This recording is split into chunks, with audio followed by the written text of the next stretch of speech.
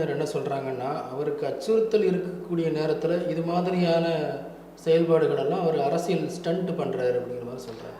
அப்போது மோடி அவர்கள் ஆட்சிக்கு வருவதற்கு முன்பாக செய்தவையெல்லாம் வந்து அரசியல் ஸ்டண்ட் இல்லாமல் வேறு என்ன? அரசியல்னு சொன்னால் பல விஷயங்கள் இருக்கும், அதில் ஸ்டண்ட்டும் உண்டு. ராகுல் காந்தி இந்த விஷயத்தில் ஸ்டண்ட் அடிக்கிறாரா, உணர்வுபூர்வமாக செயல்படுகிறார் என்பதை மக்கள் முடிவு செய்வாங்க. அதாவது பிரதமர் நரேந்திர மோடி அரசியல் சட்டத்தை மாற்றி அமைக்கக்கூடிய வழியில் செஞ்சார். மக்கள் பாடம் பூத்தியவுடன் என்ன செய்கிறாரு, இந்த முறை நாடாளுமன்றத்தில் பதவி இருக்கும்போது கட்டி பிடிக்க முத்தம் கொடுக்காத குறையாக அதை கொஞ்சிறாரு, நடிக்கிறார்.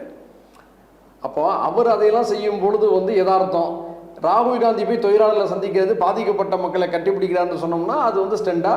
என்ன நியாயம்? இது அச்சுறுத்தல் இருக்கும்போது அவர் கொஞ்சம் பாதுகாப்பு அம்சங்களை கவனத்தில் கொண்டது நல்லது தான். அதற்காக ஒரு மக்களோடு இணைவதை தடுப்பதை நம்ம வந்து ஊக்குவிக்கக்கூடாது அல்லவா? இன்னும் மெச்சூரிட்டி அவருக்கு வரலை, மதங்கள் குறித்து அவதூறான கருத்துக்களை முன்வைக்கிறாரு, இப்படிங்கிற மாதிரியான கருத்துக்களெல்லாம் பாஜக தரப்பில் யாருக்கு மெச்சூரிட்டி வரலை? பிரதமர் மோடிக்கு தான் மெச்சூரிட்டி வரலை. ஒரிசாவில் இருக்கக்கூடிய பூரி ஜெகநாத் ஆலயத்துடைய சாவியை தமிழ்நாட்டு கடத்திட்டு போனாங்கன்னு சொன்னது வந்து ஒரு பக்குவமான பேச்சா, உண்மையான பேச்சா?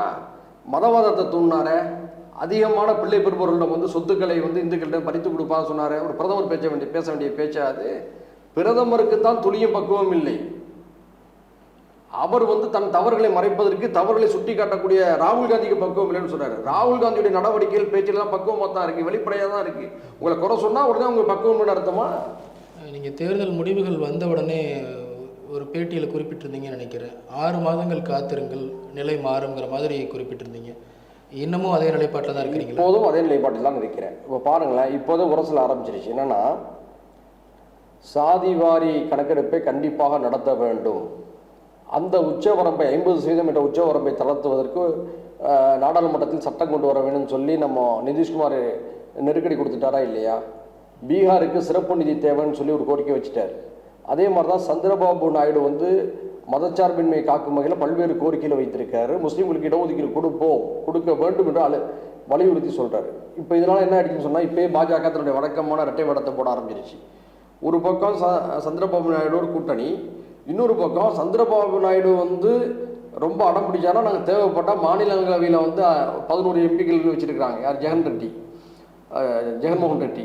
அவரை நாங்கள் பயன்படுத்திக் கொள்வோம் என்பது போன்று ஒரு நாடகம். இப்போது சில நடவடிக்கைகளில் வந்து அவங்களுடைய ஆதரவையும் இவங்க எடுத்திருக்காங்களா இல்லையா நாடாளுமன்றத்தில்? அப்போது ஒரு மறைமுகமான பணிப்போர் இப்போதே தொடங்கிடுச்சு.